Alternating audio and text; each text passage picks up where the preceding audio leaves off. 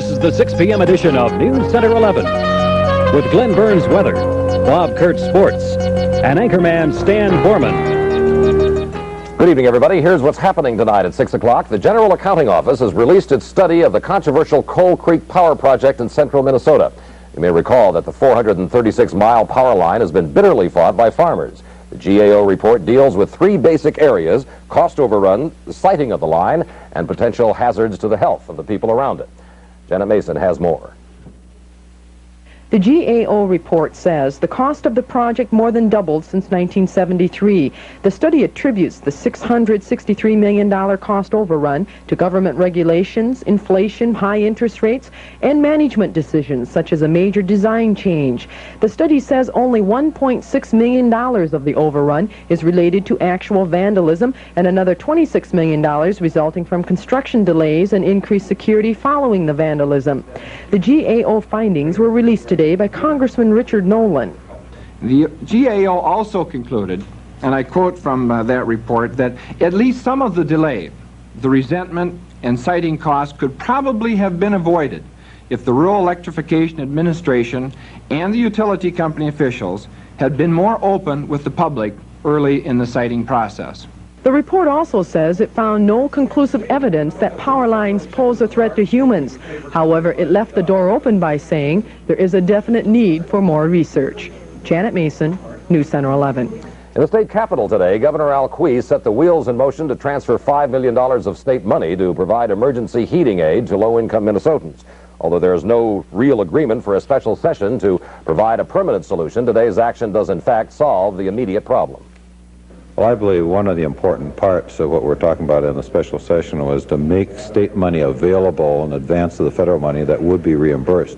So at least this helps us take care of those 125% of poverty and below, and those are the people who are in the most serious difficulty. And by the way, the governor is hoping that by next Wednesday, the federal government will begin sending the state more than $6 million in additional fuel aid assistance. As expected, Senator John Chenoweth resigned from the state legislature today. 36-year-old Chenoweth leaves the state house after taking the job of executive director of the Minneapolis Municipal Employees Fund. Governor Quie is expected to call for a special election in January to replace the outgoing St. Paul DFLer. The American Red Cross reacted today to charges that its umbrella organization, the International Red Cross, is mismanaging its operations in Cambodia.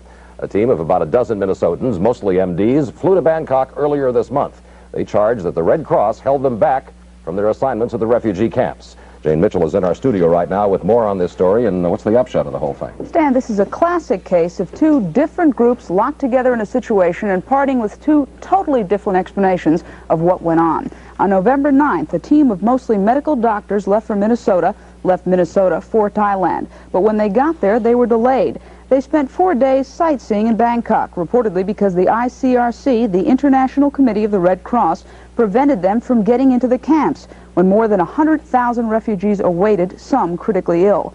Some of the Minnesotans feel they were victims of political games playing by the ICRC.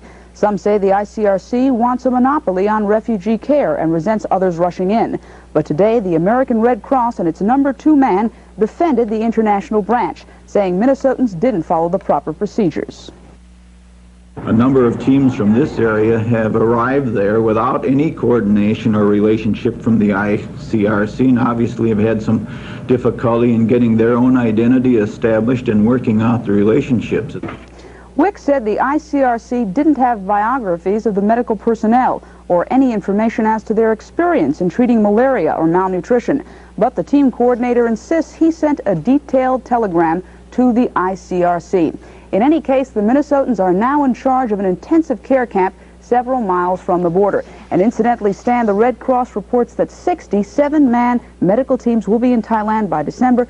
15 of those will be from the United States. Are most of those Minnesota medical doctors that went there in that contingent, are they back now, or are they still in? No, they're there. They're operating in that intensive care unit near the border. Thank you very much. Still to come on the news tonight, a spokesman for local air traffic controllers says it's just a matter of time before there is a mid-air collision in the skies over Minnesota. We'll have the complete report on that story and the rest of the news as NewsCenter 11 continues.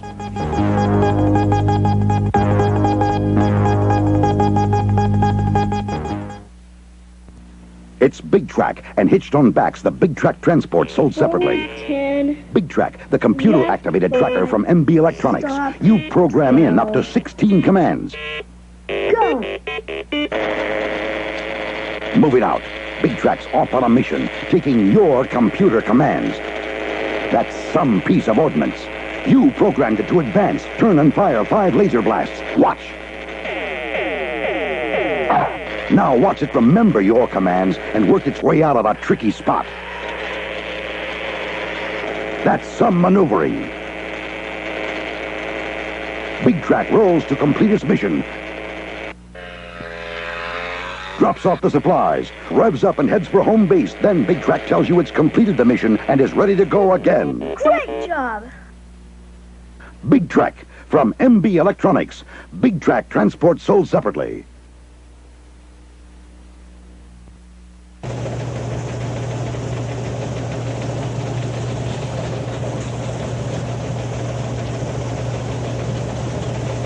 If you're shopping for a new sofa and chairs, forget about it. Park Reupholstery is half the cost of new furniture. Right now, Park will custom remanufacture and reupholster your sofa or 2 chairs from only $189. And that's complete with fabric and labor. Only $189 for a sofa or 2 chairs, and you can see Park's fabrics in your home without obligation. Make your free home appointment now. Call Park at 822-3157.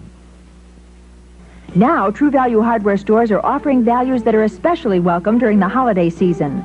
Like the Oster Kitchen Center, actually 4 appliances in one, all operated by a single solid-state motor. Use it to blend a variety of foods, to mix batter or knead bread dough, to grind foods to a fine or coarse consistency, and to slice, shred, or make salads, cut French fries. Get the Oster Kitchen Center complete with everything you see here at participating True Value hardware stores. Really quite a frightening story surfaced today. The head of the Air Traffic Controllers Union in the upper Midwest said that a mid-air collision is inevitable. That charge comes on the heels of accusations by controllers in other areas of the nation that their computer equipment is a menace to air safety.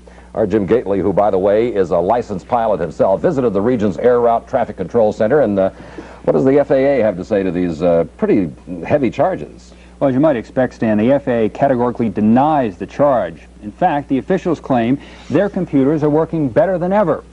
The controllers we're referring to guide planes between the major terminals. The control center for the upper Midwest is located at Farmington. It's called the Minneapolis Center. Braniff 124 is cleared direct narco, direct the airport, contact Minneapolis. The controllers use computers to keep the planes apart, but sometimes the computers fail. That was a simulation, but it does happen for real right here at the Minneapolis Center. The head of the Controllers Union says a crash will happen sometime. If the computer fails under those circumstances, and it has on occasion, yes, there's a very severe problem. I, as an individual controller, have run into problems. I can give you documentation that would indicate that I'm not alone in that respect. Do these interrupts cause any safety hazard? No, not generally, because what is an interrupt? It's just a flicker of the scope, and it really doesn't disturb the traffic or cause any problems on the part of a controller. But management says the complaints are exaggerated, and all parties admit there have been no near misses in this area. Even so, the controllers say there's a potential problem when the computer fails and they have to rely on the backup system.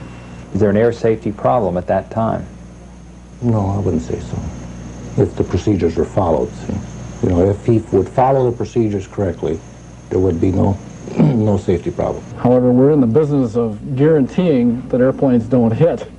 And, can you make that guarantee? Sometimes we can't make that guarantee. Both sides claim the flight computers are basically safe, except the controllers say they're outdated and therefore not adequate to meet the present needs of aviation. Stan, we should emphasize that there have been no near misses, and so far so good. I'll take you up anytime you want to go flying. Yeah, that's a very good record, and as long as they can keep that record, I'll go up with you. Okay, Jim, thank you very much. The jury that convicted prominent Minneapolis attorney Ellis Olcon of insurance fraud recently may not be done yet. A Hennepin County District Court judge tonight is weighing the need to order that jury back into the court for further questioning. It's all because one of the jurors allegedly made some anti-Semitic remarks during the deliberations. Ocon happens to be Jewish. NewsCenter 11's Bernie Grace is following this development and has this report tonight. These are the 12 men and women who found Ellis Ocon guilty in connection with a scheme to defraud insurance companies. What was said during those deliberations has stirred up grounds possibly for new trial. Today, Ocon was back in court seeking a special hearing in which each of the jurors would be questioned individually. Since their verdict last month, 2 sworn statements have been given alleging improprieties during those deliberations.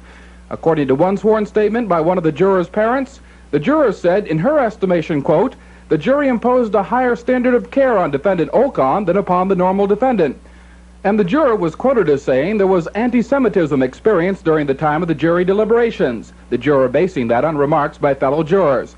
Ocon's attorney Ted Collins today arguing, for those reasons, a hearing should be held to determine what extent anti-Semitic remarks were made and what effect they may have had on jurors.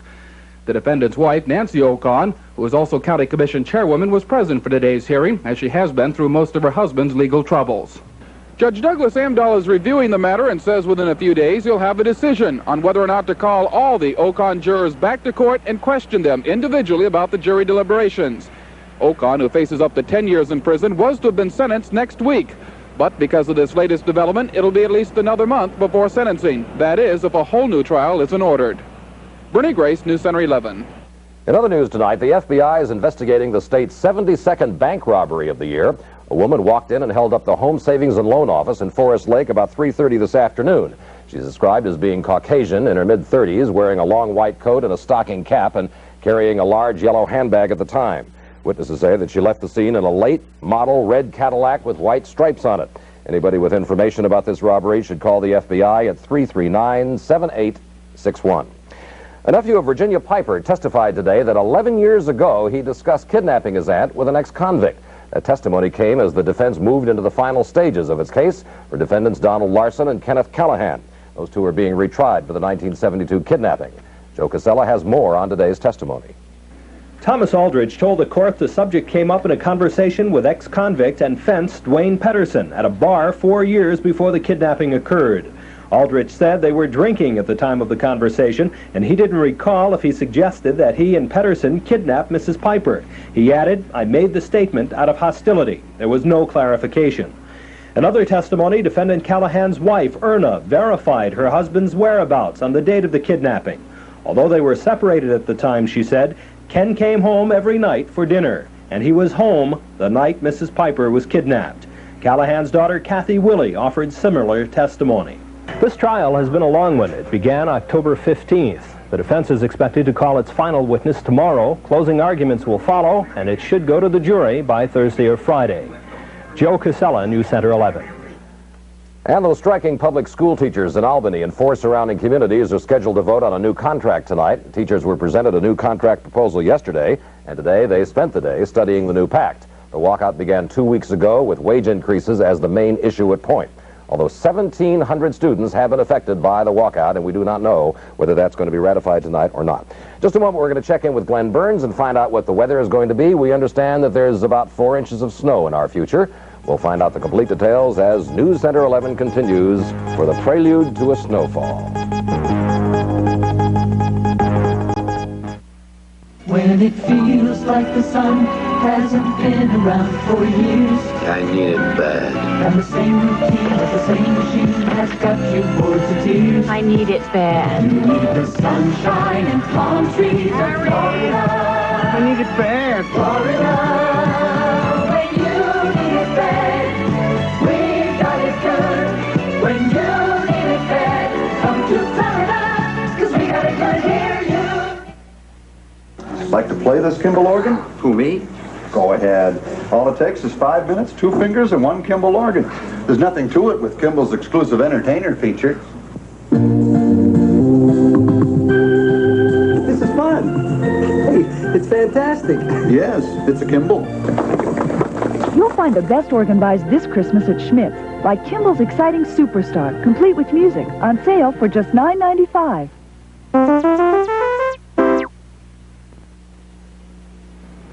Major Morgan is an electronic musical toy that looks like a bandmaster on parade. By matching colors, symbols, letters, or numbers, children can play any of 10 delightfully familiar tunes, or make up their own music on the 16-tone keyboard. With Major Morgan, they might even lead a parade. Major Morgan, the electronic organ, from Play School. Over the years, the house that you can build with your original homeowner's insurance coverage gets smaller. A lot smaller. That's why coverage from American Family Insurance automatically increases with rising building costs. We can't stop inflation, but we can keep it from shrinking your house. American Family Insurance. For your auto, home, business, health, and life. Your American Family agent is a family insurance specialist. Give him a call.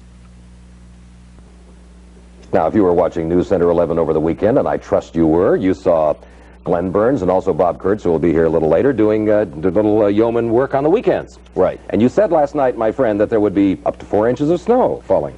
You see, now, Bob, that's why I said that a moment Bob's ago. my witness. I said last night we're not going to get any snow today. Just some flurries. That's what he said. That's not what he said. Okay. But anyway, I've got to go with the National Weather Service and what they say. When they issue a traveler's advisory for 2 to 4 inches of snow, that's what we have to go with. We have no alternative with that, even though sometimes we know a little bit different. Well, that's anyway, okay. I've got some good news for you by today's standards anyway. Here's what the prognostication is for Wednesday right on through December 1st, above normal temperatures. Now, you might say, what's the normal? Okay, well, that being the high temperature would be 32 degrees, as you'll see on your screen in just a second. And the normal low for this time period would be 17 degrees, so we'll find temperatures above normal.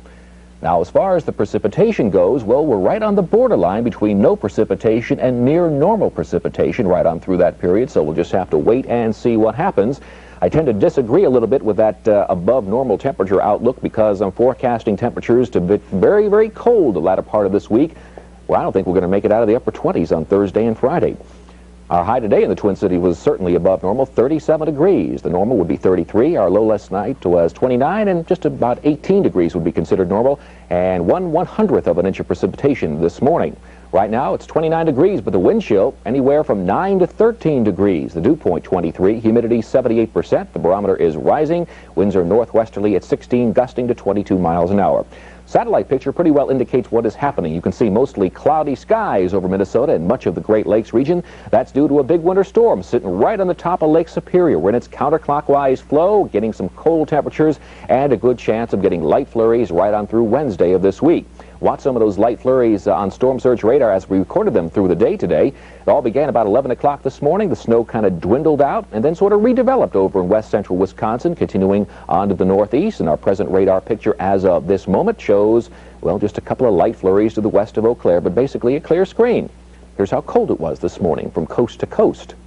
Well, we'll see teens dipping well on down into the Rocky Mountain areas with 20s into our area, 30s, of course, in the central Great Lakes, and all the warm weather still for about the 5th straight day confined to the eastern coast. You see that big storm system, which is going to remain somewhat stationary for the next 24 hours, was just drawing up the warmer air. Today there were severe thunderstorms, from eastern New York State right on down to Cape Hatteras, North Carolina. So the storm is going to stay here for a while. We'll be under its influence. The counterclockwise sweep will give us very strong northwesterly winds tomorrow.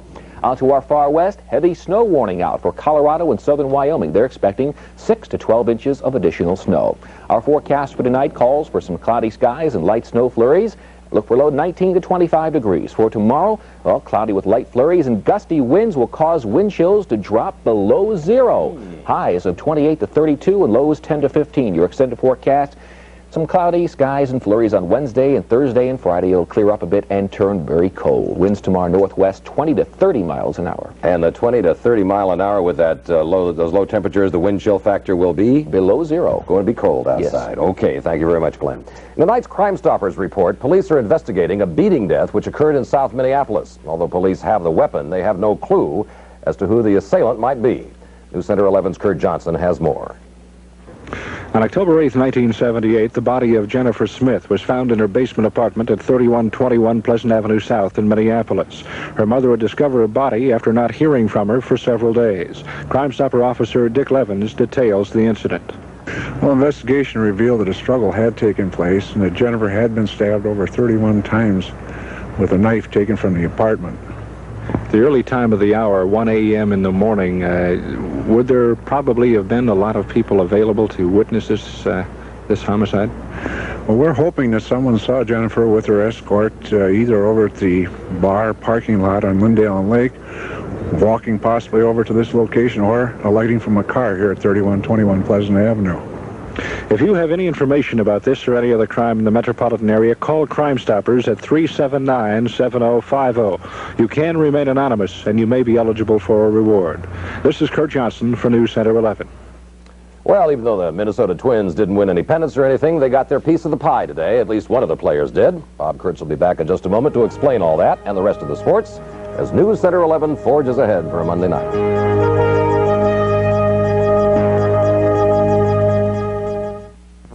It's time for dazzling eyes, Estee Lauder eyes.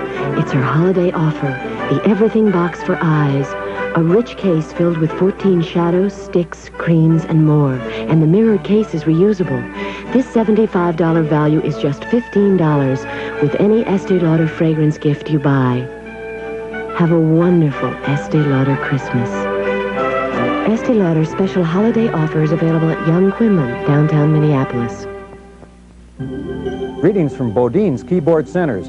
I'm Crane Bodine with great news for people who enjoy their home life, family, and friends. During our 46th anniversary sale, we're declaring a dividend. Buy a top brand organ at a competitive price and Bodine's will give you another home entertainment dividend. RCA Select-Division video cassette recorders and cameras, color TV, sharp carousel microwave ovens. Yours right now with a new Hammond, Yamaha, or Conn organ. Into music at Bodine. When it comes to true craftsmanship, there's no such thing as a shortcut. Quality takes time. And that's exactly why we give Schmidt beer all the time it needs for natural aging. Schmidt guarantees that you'll get all the great taste of its fresh, natural ingredients. And you'll find your assurance of quality, the Schmidt Brewing Pledge, right on our label. Goodness from nature, quality brewed in by Schmidt. A naturally better beer. Volare Special is a 6-passenger car with automatic transmission, power steering, radial tires that sells for less than $5,000. Even with all that equipment, this Volare Special is sticker price $800 less than its closest 6-passenger competition. $800. Anybody asks you what happened to the reasonably priced, good gas mileage family car, tell them it's called Plymouth Volare. I'm not asking you to buy any car on faith. I'm asking you to compare. Buy a Volare now at participating dealers. Get a $300 check direct from Chrysler. Okay, time now for Bob Kurtz Sports. And when a rookie wins the Most Valuable Player Award, or the Rookie of the Year Award, what does that mean to him in dollars and cents, I wonder, you know? It has to be very helpful, particularly when you play for the Minnesota Twins, which don't pay a lot of money. And Casino has to be one of the lowest paid players in the league right now, because I'm sure he's getting just barely over the major league minimum. But Johnny Castino, who is certainly one of the most exciting young players ever to perform for the Minnesota Twins, grabbed the great honor today as he was named American League Rookie of the Year along with Alfredo Griffin of Toronto. So I was totally surprised and filled with joy and a great sense of humbleness because, you know, it's awards such as this. I've never gotten a national honor or anything close to this type of prestigious award. So I just felt overwhelmed by the whole thing, and I still am right now with all the television people over and so forth. I'm just trying to sort things out and, you know, can't wait to get by myself where I can think it all over. Congratulations. And congratulations to the Vikings. What a great win for them. In fact, they had a record-setting number of blocks in that win over Tampa Bay, so let's just sit back and watch all those blocks. Robert Steele, Fred McNeil, Tim Baylor, all of them participated in the great blocks, but it was this one, the most important one, the final one by veteran Wally Hilgenberg, gave the Vikes the big 23-22 win over Tampa Bay, and it had to feel good for the old veteran. Congratulations.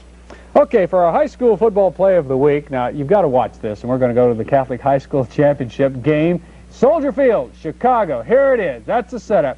Joliet Catholic in white kicks off to Loyola. Watch. The fumble. Okay, we chase it. Whoops, it gets away. We chase it some more. Whoops, it gets away.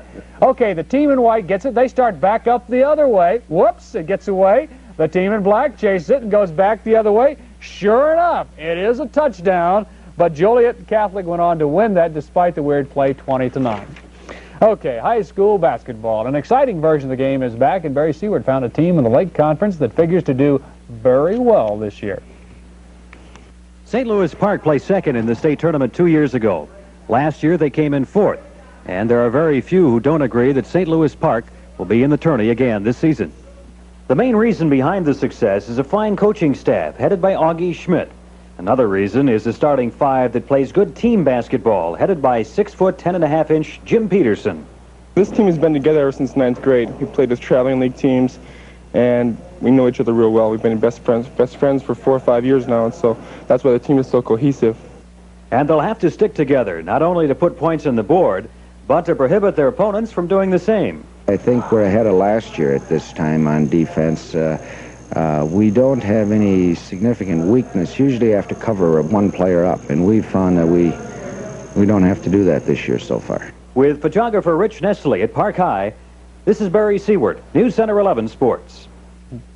Okay, the Phillies also in basketball. They lost last night to the San Francisco Pioneers. The final count there was 94-80. Anita Ortega, the former UCLA star, was the one who fired in 27 points as the Pioneers from the Bay Area now have a 4-1 record. They are in blue, Phillies in white. The Phillies dropped to 1-1. They are in third place in the Midwest. And Pat Montgomery was the young lady who led the way for the Phillies with 24 points. Okay, the top 10 in college football is now out. There was a little shake-up there with the University of Nebraska losing, of course, the University of Oklahoma on that game on Saturday. Alabama remains in first place. That is no surprise. USC is second. Ohio State. Florida State moved up to fourth, and then Oklahoma to fifth. Nebraska is in seventh place, and Brigham Young University, which may be the best team in college good game. football, only moved up to ninth. Unbeaten and scoring in bunches. Okay, Robert, thank you very much. Finally in the news tonight, about 100 Minnesota taxpayers are somewhat richer today. They collected their unclaimed state income tax refunds. The names of some 3,300 people were published in the newspapers all over the state yesterday. The idea behind the newspaper campaign was to let the people know that the state owes them money, between $25 and almost $3,000. The last session of the legislature passed a law allowing the Department of Revenue for the very first time to make the listings public. And by the way, updated versions of the listing will be published in the near future, and I hope your name is on it. That does it for tonight. That's the 6 o'clock edition of NewsCenter 11, back tonight at 10 with all the latest. Until then, for all of us, I'm Stan Bohrman. Thanks for watching, and have a good evening, everybody.